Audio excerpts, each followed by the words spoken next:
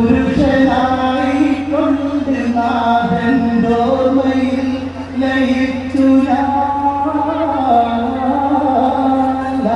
ഇലാഹ ഇല്ലല്ലാഹു ലാ ഇലാഹ ഇല്ലല്ലാഹ് ലാ ഇലാഹ ഇല്ലല്ലാഹ് മുഹമ്മദുർ റസൂലുള്ളാഹ്.